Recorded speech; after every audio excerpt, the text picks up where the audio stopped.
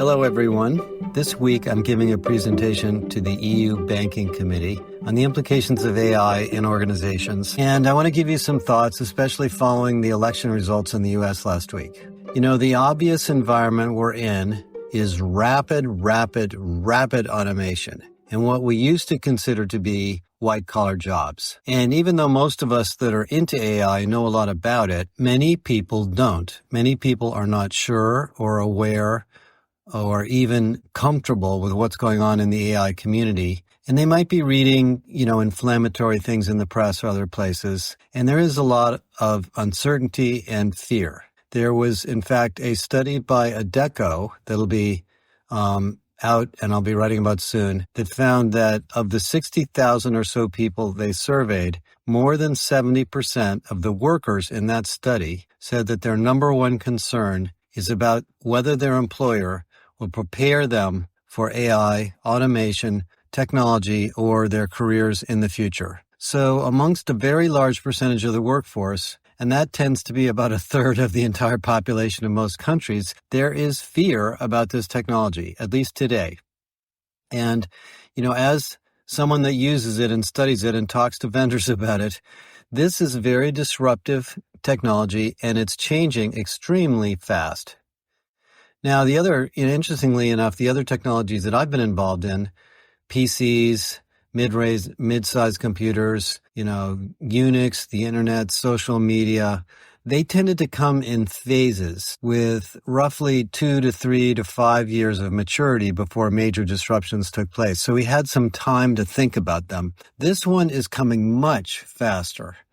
I mean, ChatGPT is 2 years old. And I would say in the last 12 months, the capabilities and features have tripled or quadrupled or tenfold increased, some people say. And so the number of use cases and the disruptive examples of what AI can do to an accountant, a lawyer, a salesperson, a marketing person, a finance person, a consultant, an HR person is happening so fast that most of us are not even sure how it will be used. And as I've talked about multiple times, you can wait for vendors to deliver solutions, but I think a lot of the high value uses of AI are going to go much faster through experimentation. And there's going to be a lot of use cases and applications of AI that are going to happen inside of our companies that are unique to each company. So even if you could use off-the-shelf tools, whether it be Copilot or Galileo, you're going to experiment with them to decide precisely how you use them. And there's a bunch of reasons for that. One is that the vendors are new to this, but the other is that every company is a little bit different, and we want these tools to fit into the tapestry of the other systems we have and the processes we have and the speed at which we can re-engineer work. So this is a very fast-moving space, and we can't really predict where it's going to go for every job, and that's why some people are worried. Now, those of you listening to this podcast hopefully are not worried because you're listening to me and keeping up on this stuff from other places. But just to let you know, even for me, who thinks about this nearly every day, and I read a lot, and I talk to a lot of people, I'm not sure I can keep up with it either. And I talked to the folks at Sana about that. It's very, very dynamic. And that, by the way, is why I'm finishing our new document on 100 use cases for Galileo, because we want to show you the imagination that's possible with this technology. Now, interesting, over the weekend, I was listening to Fareed Zakaria and reading some stuff about politics, and there is a big right-wing move going in most of the countries around the world. And I think one of the reasons for that, to some degree, it has to do with immigration and the economy and other things, but one of the reasons is this sense of security or lack thereof that people have about their jobs. And so all of this is related.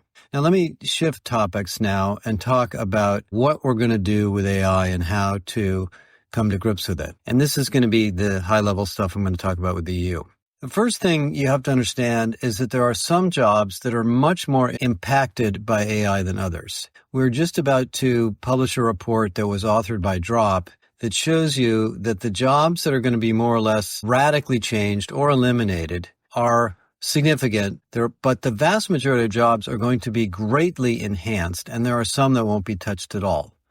And there are lots and lots of studies like this. I encourage you to read this one. Those of you that are members are going to get your hands on it. And what that means is that a lot of the things we have in companies, levels, salary, pay, job titles, are going to have to be adjusted. If you're a highly esteemed editor, for example, or a writer or a curator or a researcher or a social media publisher, and AI comes along and does that job automatically, or maybe it automates 70% of the job. Somebody's going to have to decide what your job becomes. Do you get promoted? Are you the AI version of yourself? Or do you decide that maybe that job wasn't so important and somebody else should just manage the AI for you and you could do something different? These are going to happen all over the place. Now, ideally, every individual who senses there's an AI opportunity should be empowered by it, but that's not going to happen. Call center agents may go away. There may not be as many sales development reps. I mean, there's a lot of jobs there where we just might not need as many of them. So in a big company where we can't expect everybody to re-engineer their work, there's going to be people that feel like they're left behind. And again, some of these jobs I mentioned earlier are being automated by bots. Or their salaries may go down, or we might have to give them career pathways to find new roles, and there's going to be new jobs created. So, if you're the social media or editing expert or the legal analyst or the financial analyst or whatever it may be, and all of a sudden this big AI tool comes along that does a whole bunch of your work, you're going to possibly have a more interesting job managing it, learning how to use it, making sure that it's trusted, putting the right data into it, and so forth. Very, very analogous to spreadsheets. When spreadsheets were first launched in the 1980s, I was there when Multiplan was the first one, hit the market.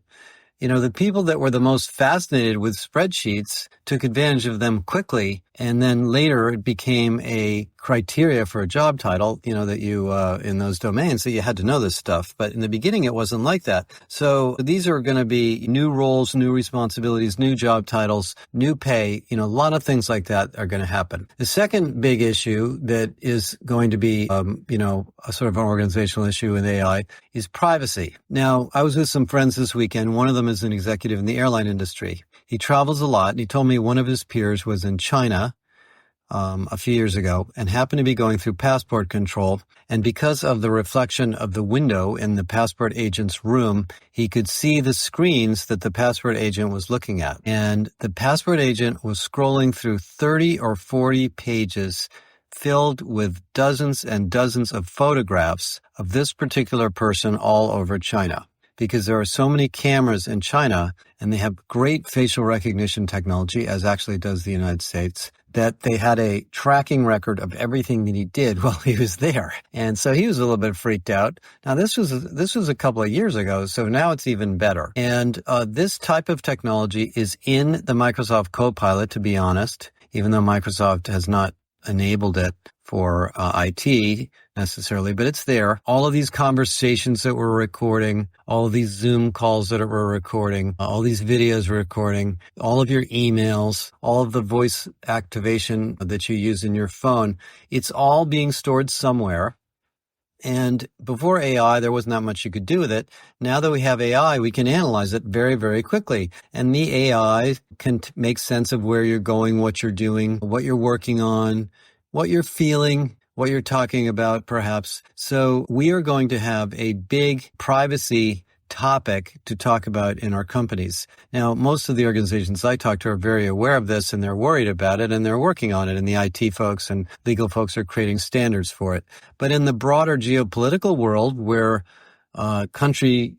governments do many, many things without telling people about it, there are lots of privacy violations that are likely to happen, and there's not much we can do to stop it. I mean, our phones are listening to us, our meetings are recording things, our emails are being stored, and that's going to be a big topic too, so I'm going to bring this up to them. It's going to get a little bit trickier because a lot of the AI systems that feel like information tools today become coaching tools, where they keep a history of your conversation or transactions with the system, and then they try to help you. Even Galileo does this, and a lot of things going on in Galileo to do this. And these are, great aides or agents that can help you, do your work, ask you a question like, yesterday you asked me about such and such. What's the status of that project? How can I help you? If it was a human coach and some of that stuff was personal, they would not share it with the company. That's one of the rules, ethical rules of coaching.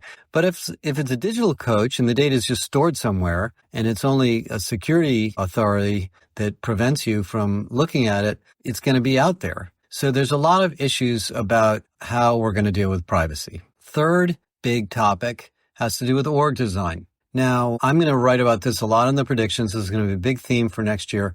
But I think, personally, based on our experience with AI here, is that one of the things AI does is it creates superhuman performance. I can do things with AI in my job as an analyst in minutes that used to take me hours. So my productivity for developing a podcast, writing an article, giving a speech, I would say PowerPoint isn't that much easier yet, but hopefully it will be, has gone up very, very quickly. And this is early days. Now, I have a very particularly specialized role, but that's true of a lot of people in sales and marketing and service and sales and HR. Now, a lot of you, by the way, have jobs just like mine in different respects. In recruiting, where you're doing searching and you're trying to find pay information, or you're trying to create just the right job description and communicate correctly with candidates and assess candidates and all that stuff. I mean, these things are going to get way easier in AI. We have about 15 or 20 killer use cases for Galileo for recruiting in there, plus many other tools that are out there from other vendors. So we're not going to need as many people to do the same quantity of work that we do today. That leads to the topic of what I call talent density. Now, I wrote a big piece in Harvard Business Review this week about talent density, and we call it force multipliers. A force multiplier is a term that I read about many, many years ago in the tech industry, is a person that makes everybody else more effective, or a thing, whatever the force multiplier may be, but generally think about it as a person. And so what's going to happen with AI is we're going to have smaller teams, smaller work groups, smaller companies doing huge amounts of work at a rate at which we used to have many, many more people. And of course, there's two scenarios for that. One is reduce the number of people if we don't need them. The second is maybe we have a 4-day work week. Maybe we do more work. Maybe we do more creative things that we couldn't do before. And we expand the profitability space of our company because the more routine stuff, which didn't used to be routine, that is now routine, is getting done in a more automated way, giving us a chance to do value add creation work in new areas.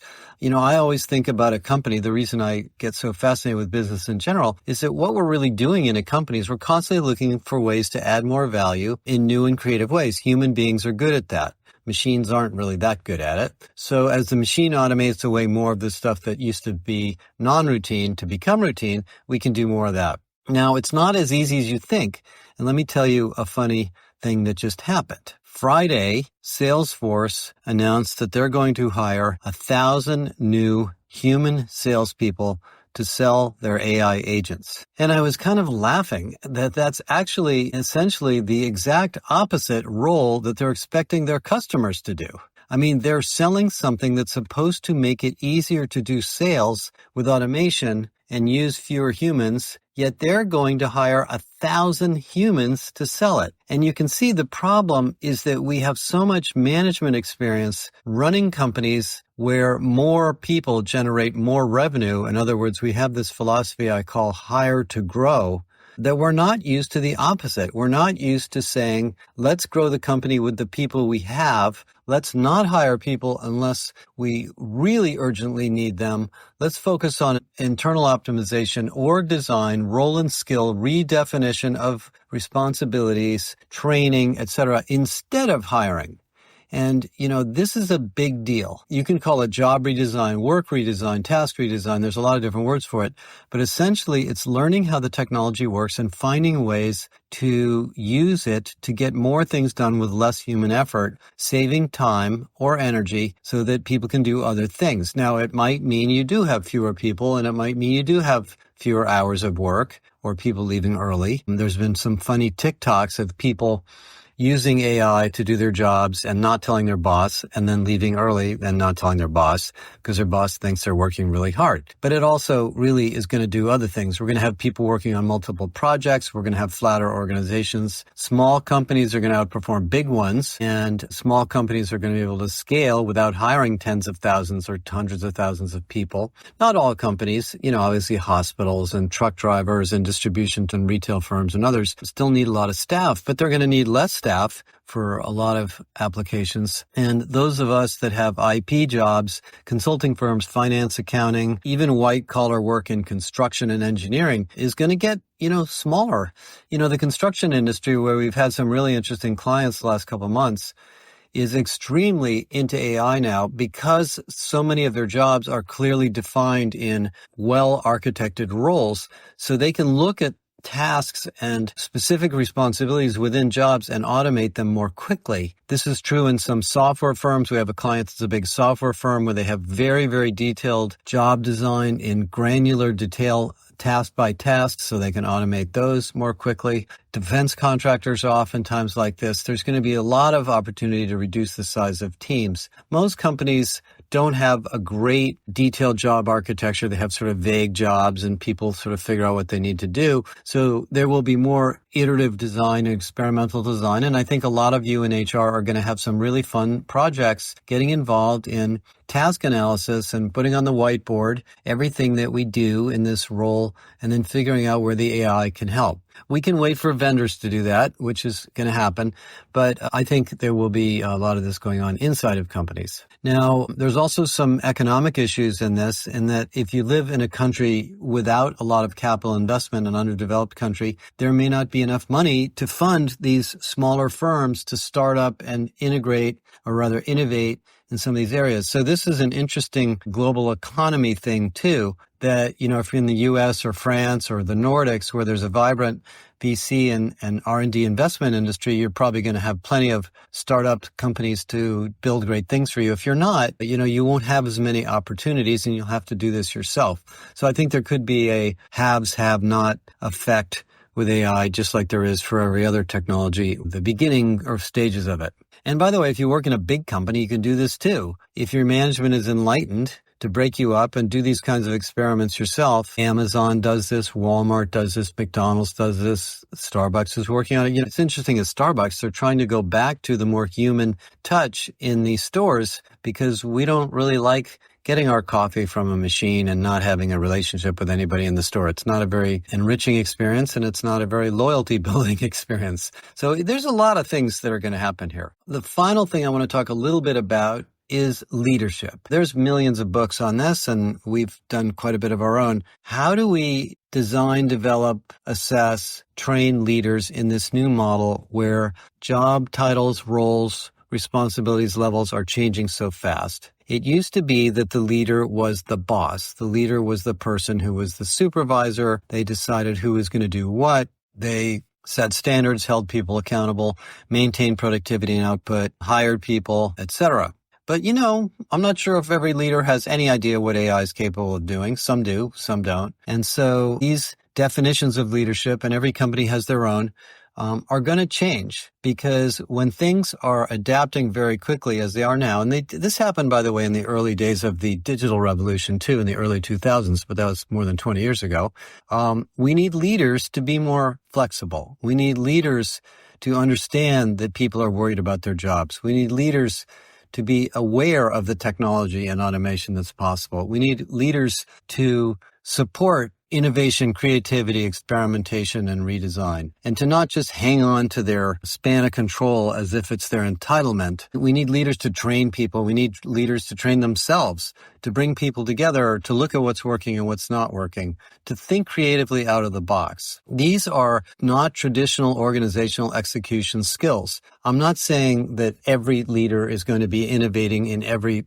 department of every company, but actually they probably are. I mean, if you just get a tool like Galileo or the Microsoft Copilot, that's sort of a consumer-like tool, and you start using it, people are going to find cool things to do with it that maybe you didn't know were possible, and you're going to want to support that. So I think we're going to be entering a world of lots of discussions about what the role of leaders are and how they can facilitate these economic productivity and automation and scale advantages that are available. Now, there's an interesting comment in one of the IMF reports I just read about AI that may or may not be true, but let me just mention it. They believe, and I didn't read the source, that old people do not adapt as fast to tech as young people. And I don't think it has to do with age, because I'm a techie and I'm almost 70. But I think for people that grew up with AI and used it from high school or earlier, they're much more facile with it and comfortable with it, and they're going to press it to do more things. And so there is a generational issue. I think the big generational issue with AI is that my experience shows that AI is much, much, much more capable than you thought. And so young people who are not intimidated will push it a lot harder. And so those of us that have more traditional technology backgrounds are going to have to learn how to expect more out of these things, and, be more creative and innovative in our thinking about the world. Elon Musk calls it going to basic principles. And I think about this all the time as an engineer.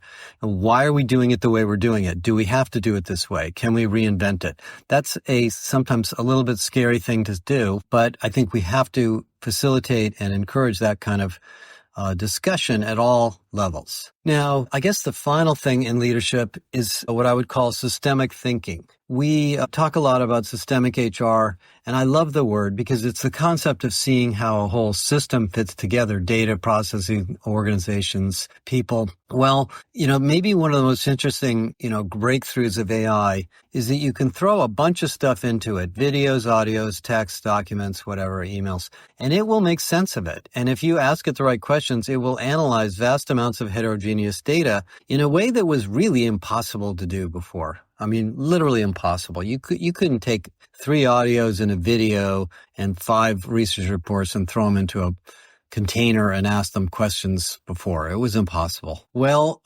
this can be done by machine, which means that the systems that we use at work will be able to do things like if the revenue dropped or the quality dropped or the production dropped, it could probably tell you, if it has the right data, statistically what factors are correlated with that. Was it overtime? Was it the younger people that had less productivity that were slowing down the older people? I mean, there's a lot of things that it could do that a manager would not necessarily think of themselves. And this information is going to force us to be more systemic and complete in our analytic thinking. By the way, this is what analytics people have been doing for years, and they have been surprising leaders for many decades with findings that were not obvious about how the company works. We're going to all have that kind of stuff. And so if you're a, kind of heads down manager and you just like to kind of help get stuff done all the time, you're not going to necessarily have the concept of this. And